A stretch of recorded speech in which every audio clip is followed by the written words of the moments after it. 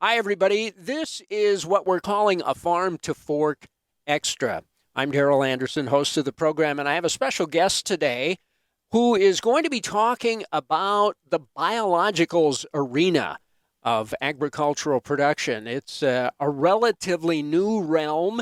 There's a lot of information out there, and Michael is going to share some of what he has gathered and processed. And Michael is head of sales and marketing and an owner of Low Mutech and Newfields Ag.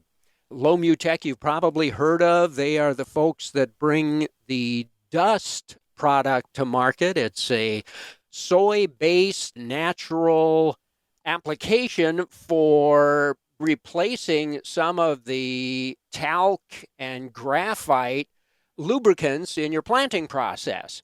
And they have recently, and I say recently, within the last year or so, started a new venture called Newfields Ag, which is kind of the area we're going to be talking about now because that's the biologicals side of the business. And Michael, I welcome you to this segment, and I'll let you kind of take it away. Daryl, it's always a pleasure to speak with you and your listeners. And so this is an exciting place and time and space to be in agriculture. There's a lot of positives out in the marketplace, right? And whenever there's $6 corn and 14 or 15 or $16 beans, the mood of the farmer seems to be a lot better than when it's below $3. So farmers are looking for a better ROI. They're looking for guidance in how biological solutions can fit into their cropping systems. And, in this biological space, as we talked before, there's this whole new lineup and a lot of people coming at the farmer saying, use this, do that. I had an interesting conversation briefly with a farmer at the Farm Progress Show. And I asked him, what biologicals maybe are you using or looked at? And he mentioned a couple of them. And I specifically said, okay, so tell me what those are doing for you. And I was disappointed because the farmer said to me, well, I don't really know. I was just recommended or told to use them by, the person that talked to me about them. And so I asked him to come in the booth and we had a little conversation. And so our background from a company side of things is that we take an educational approach or consultative approach, and we want farmers to better understand what they're doing, why it works, and how it works. And I think that the onus is on us as biological providers in the industry to do the good work, to do the education. And we've taken a stance in our company that that's critical and important to us to get that understanding for what things can do for the farmer. So, we've got a network of scientists, agronomists, and manufacturers we're working with to bring these products available. And that's helping us. We see the research that's been done. We see the testing that's been done. And there is many, many innovative things going on. One of the companies we're working with, we're in studies with Cornell University and some other consultant groups on how to reduce methane, enteric methane, in dairy cattle or cattle in general. And we see a good opportunity for that to be something that's going to play in the marketplace. So there's, you think about yields in crops, you think about improving plant health. It's important. We're also working with another company that we have a biological that mitigates corn rootworm feeding. And we're in testing on that, hopefully for a 24 release. So as we go forward, farmers are going to have a lot of people coming at them, and they're going to have to take the time to be able to listen and learn and figure out how to implement these. So, one of the things I want to bring up is that farmers want proof of concept on these biologicals. And there's a survey that's been done that's out on agweb.com that 4% of farmers say they see no benefit using biologicals. 21% say, I don't know if they work or don't work. 35% say they see potential in using biologicals. And 41% say, I need to know more before using. So A third of farmers say they see potential. 40% say I need to know. So that's very positive. Three-quarters of farmers say they're ready to really look at this and do something about it. And so we stepped into that space here to help with that. So that's kind of an overview here, and I'd like to get into just a few things that help a little bit with making those decisions on microbials as we talk here a little bit. Excellent. Well, as you mentioned, the vast majority of farmers are open to the idea. They just are seeking information, more information about it, and why wouldn't they, right? Yeah, I agree. And, you know, we're continuing to breed better hybrids or varieties, but we know there's not a lot of new chemistries out there, and there's not a lot of new traits. And companies are working on helping with nutritionals like micronutrients and foliars and fungicides. And then there's this big opportunity on these billions of microbes out there. And when you look at our dust product, we're really innovating to help in this space because from an operational standpoint, we can get microbes on the seed. One of the vendors that we talked to has a slide they use. They've got a chart on the wall that says approximately 70% of microbes are still on the shelf, not able to be brought out because of potential issues with how do you get them applied, how do you get them to the seed, how do you get them safely to the soil.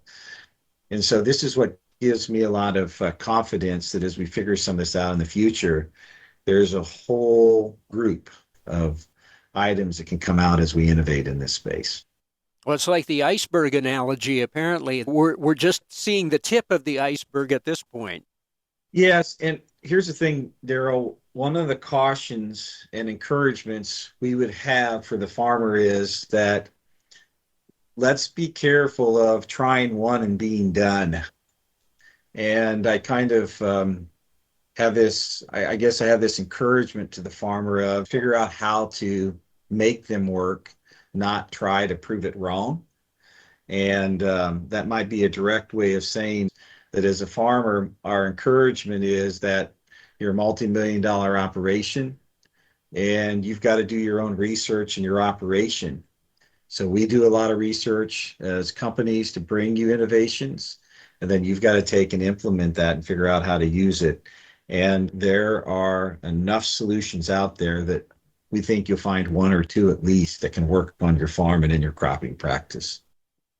Well, certainly. I think a lot of farmers have realized, even in their own experience over the years, that not everything works necessarily the first time you use it or the first way that you use it. And this is all still a pretty new area of not only research, but practice, the whole biologicals field. Yes, and if you think about it in the industry, seed is able to be patented, traits are able to be patented, or you have the Plant Variety Protection Acts. You have chemistries or hard chemistries that take a lot of regulation to get through, maybe patentable and so forth. In the biological space, combinations of biologies can be patented, methods for production can be patented. But while it's regulated, there's still a lot of open space, and I use the word as somewhat democratized in that the little guys or this person over there, an innovative company in many different places, can begin to work in this biological space and come up with solutions that can be very helpful. One of our people we work with, he's very, very intelligent individual, is figuring out working on this methane reduction type, and that's come out of his own work. And it's very innovative, and we're shepherding it through the process. So, when we look at this from a discovery process, we focus on several key factors. Does it work? Is there agronomic yield advantages? Does it provide ROI? And can the farmer use it in their operation? And we want these products to be environmentally sound so that they can show improvement in plant health or function and potential soil health benefits. And they have to be able to perform operationally. And we like to look at it as a 75 to 80% win rate and to provide an ROI. So that's kind of the way we begin to look at that as we get into how to make these things work out there on the farm. Well, and it's a fine balance these days in production agriculture.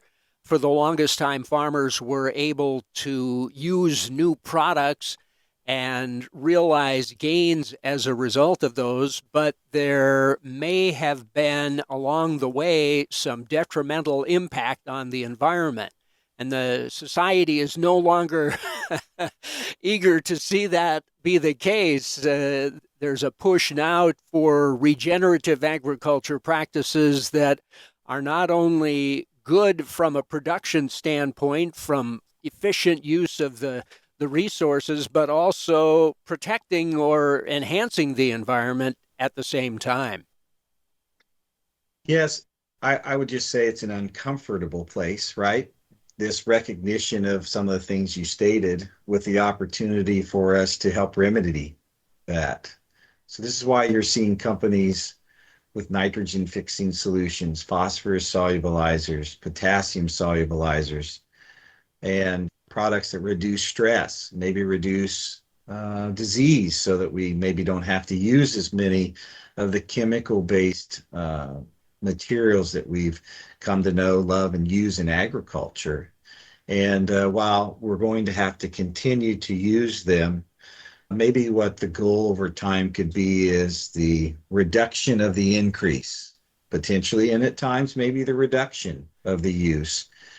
But at a minimum, if we can kind of set a standard where let's not necessarily have to use more to get more yield or improve plant health, our goal is to bring the biologicals in to fill into that space and get those benefits without necessarily having to use more. And just like with chemicals, fertilizers, and in a sense, biologicals, not necessarily more amount supplied is better, right? We just have to learn how to use them in combinations. And we all know that if we do improve our soil health, that we can improve our crop health, our food health. And as we improve soil health over time, dynamically, it's able to provide plants with more nutrients from the soil. And this is a pathway that we're continuing to figure out. And we know that there's many companies working on this. And we're in a situation where our governing authorities, our regulatory authorities are encouraging it heavily, that we've got to be doing these things. So we see biologicals as a way to get movement and progress in that area. Excellent. Michael, more you want to say about the subject? Well, so just a few things here from the types of microbes and maybe some application and operational methods to think about here as we finish up. You know, we focus a lot on endophyte type of microbials. There's ectophytes also that operate outside the plant, and there's soil-dwelling microbes that work in the soil absent to the plant. Another area of biologicals are derivatives of those biologicals. So for instance, you take microbes, work in a fermentation facility, have them make enzymatic type of materials, and then you harvest those materials so that you're applying a derivative of that versus a live microbial. I see a lot of opportunity in those types of products as we go forward. One of the things to think about is with live microbials, we have to take care and be concerned about how long they last in a solution or the safety of them so that we get the right amount. And so colony forming units is a common term, CFU, that's used in the industry. And a high count of colony forming units applied to the seed, the soil, or the fur or the foliar is important to get a better result or to make sure that these work in a very efficacious manner. And so when farmers are thinking about applying, we want them to know that they're not just confined to doing in-furrow applications. There's benefits to doing in-furrow applications depending on the type of microbe. But I want to bring up that one of the cautions with in-furrow applications that we always have to think about with live microbes is what's the conditions of the fertilizer that we may mix, the water. So if you're using microbials, we want to really caution and make sure that the farmer is using non-chlorinated water or getting a dechlorinator in there, because that chlorine can drastically affect the CFU count. The other thing we have to watch and be concerned about are micronutrients, which are metals, which can have antimicrobial properties. So we have to maybe use more water in the mix.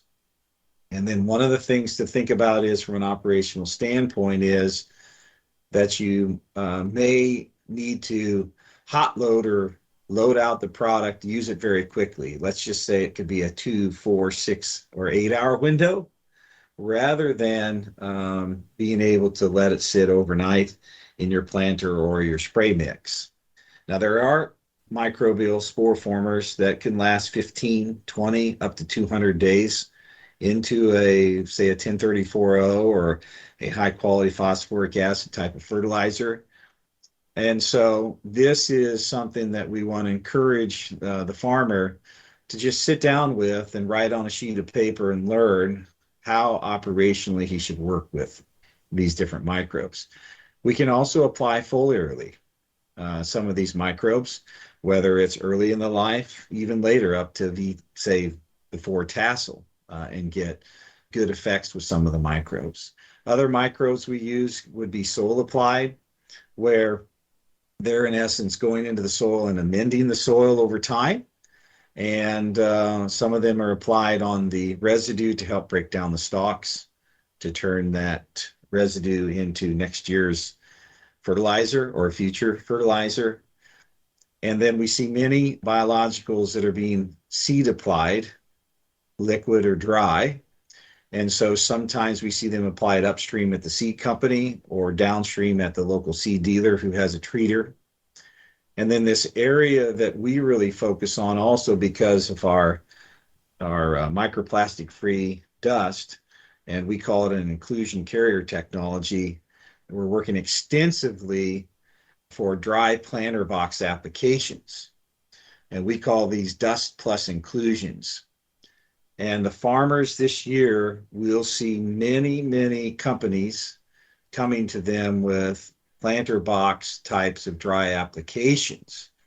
And the reason they'll see that is because with the nature of biology at times can be a little finicky. If we can get them dry, keep them dry, and then get them on the seed right when you go to the field, or, it could be a day, a week, or sometimes as much as 120 days, even if we apply these like in your black box ahead of time, we've got the ability to safely carry the microbes onto the seed and into the furrow. And it gives a lot of options for the farmers to participate with the different products that they may need to bring about to get those effects that they want. So we're working with nitrogen fixers, phosphorus solubilizers, potassium solubilizers, micronutrient solubilizers, and have commercial products available in the marketplace from our side of things here at Newfields Ag and Low-Mu Tech. I expect if anyone listening wants to learn more information, you do have that on the websites? Yes. We just encourage you to go to both lowmutech.com and newfieldsag.com and take a look at what we're doing there. You can reach out to us by email or give us a call, and we'll be happy to visit with you and have one of our reps come out and visit with you, or get you close there. We can look and see who your neighbor might be that's offering our product line, and send them over to help with this educational process. Michael, thanks.